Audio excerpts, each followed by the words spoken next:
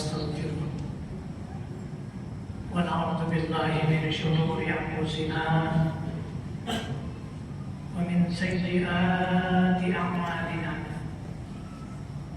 من يهد الله فلا مضل له ومن يضلل فلا هادي له أشهد أن لا إله إلا الله وحده لا شريك له وأشهد أن محمدا عبده ورسوله اللهم صل وسلم وبارك على سيدنا محمد وعلى آله وأصحابه ومن تبعهم بإحسان إلى يوم الدين أما بعد فيا عباد الله اتقوا الله حق تقاته ولا تموتن إلا وأنتم مسلمون. Kaum muslimin menunaikan salat Jumat rahimahullah. Setiap khatib dan setiap Jumat lewat mimbar yang mubarakah ini selalu berwasiat kepada kita sekalian untuk berusaha dengan sungguh-sungguh meningkatkan iman dan takwa kepada Allah Subhanahu wa taala.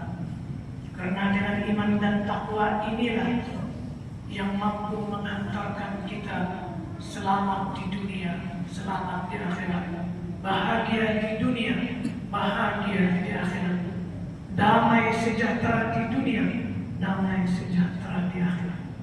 Kaum muslimin menunaikan salat Jumat rahimahullah.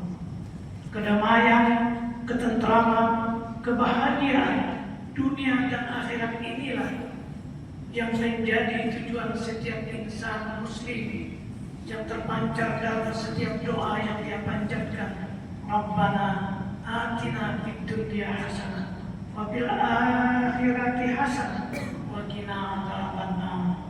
Ya Allah, kami memohon kepada keselamatan, kesejahteraan, ketentraman, kedamaian di dunia dan di akhirat. Bebaskan kami dari siksaan di neraka. Itulah harapan kita, itulah dambaan setiap muslim untuk mencapai dambaan dari semua kita yang inginkan tersebut. Rasulullah Sallallahu Alaihi Wasallam memberikan petunjuk kepada kita dalam hadis yang diriwayatkan oleh Abu Darni, Tirmidzi dan Ibnu Majah dari Abdullah bin Salam. Beliau bersabda, Ya ayyuhan nas, absus salam wa at'imut ta'am wasilul arham wasallu bil laili wan nasu niyam tadkhulul jannata bis salam. Wahai manusia, yang pertama yang harus kita lakukan absus salam. Jika kita ingin hidup di dunia ini damai, bahagia, sejahtera, tentram maupun di akhirat, salam yang pertama Rasulullah mengingatkan kepada kita, absus salam, tebarkan salam. Salam secara verbal bisa kita ucapkan dengan assalamualaikum. Namun secara hakiki maknawi, salam bisa memberikan dimanapun kita berada, kapanpun kita bisa memberikan kesejukan, kesamaan, kenyamanan dan ketentraman, serta memberi manfaat kepada lingkungan di mana kita berada. Tidak menjadi orang kacau balau, tidak menjadikan orang huru hara atau menatap orang menatap curiga karena kita ada. Oleh karena itu absus salam, tebarkan salam kedamaian, ketentraman bagi siapa di mana kita berada. Yang kedua, kata Rasulullah, wa at'imut ta'am, beri makan orang-orang yang lapar.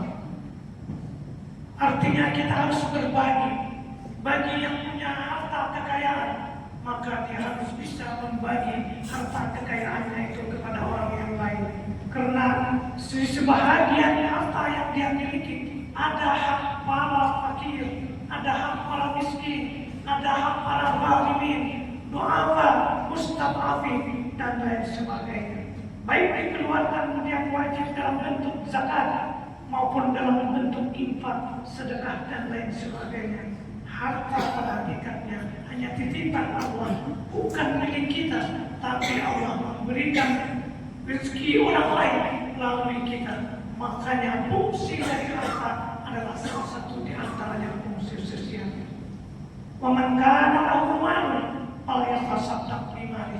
Siapa yang punya harta, punya kekayaan yang ada, maka hendaklah dia bersedekah dengan kekayaannya itu sendiri. Kita bisa berbagi dengan potensi, dengan jabatan, dengan pangkat yang kita duduki. Bagi yang punya jabatan, pangkat, maka hendaklah dia bersedekah, beribadah, berbagi dengan pangkat dan jabatannya. Waman kana lahu jadah fala yatasaddaq bijahihi. Siapa yang punya pangkat jabatan, maka hendaklah dia mau berbagi, mensejahterakan, memberikan kenyamanan, mensejahterakan masyarakat dengan kebijakan-kebijakan yang disusun, dengan program-program yang pro rakyat, dengan program-program yang melindungi hak-hak rakyat. Maka dengan demikian dia sudah berbuat ibadah, bersedekah dengan jabatan dan pangkat yang dia miliki. Barang siapa yang punya ilmu pengetahuan, punya keterampilan, maka hendaklah dia membantu berbagi ilmu pengetahuannya. Dia sumbangkan pikirannya, tenaganya untuk kemajuan jiran tetangganya, keluarganya, masyarakatnya. Waman kana lahu quwwatun falyatasaddaq biquwwatihi. Siapa yang punya kemampuan, tenaga, maka sumbangkanlah untuk berbagi. Hakikat yang sebenarnya, apa yang kita miliki pada gilirannya hanya titipan dan akan kembali kepada sang pemilik, Allah Subhanahu wa Ta'ala. Siapa yang kaya? Allah dengan sifat ghani. Siapa yang berkuasa? Allah dengan sifat maliknya, dengan kerajaannya yang dikuasainya di langit dan di bumi. Siapa yang paling kuat? Allah dengan sifat qahar, kekuasaannya tak terbatas dari awal hingga akhir dan sebagainya. Kalau demikian, apa yang kita miliki? Kita miliki hanyalah titipan oleh Allah Subhanahu wa Ta'ala yang hanya sebentar kita pergunakan, untuk pada saatnya kita akan kembalikan. Kita tidak melihat karena pada saatnya mata ini akan tertutup.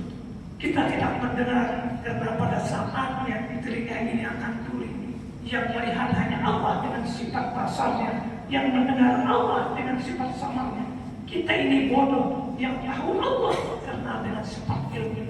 Tapi manakala kita menutup mata, semuanya akan sirna dan akan tinggal hanya amal perbuatan sedekah jariah.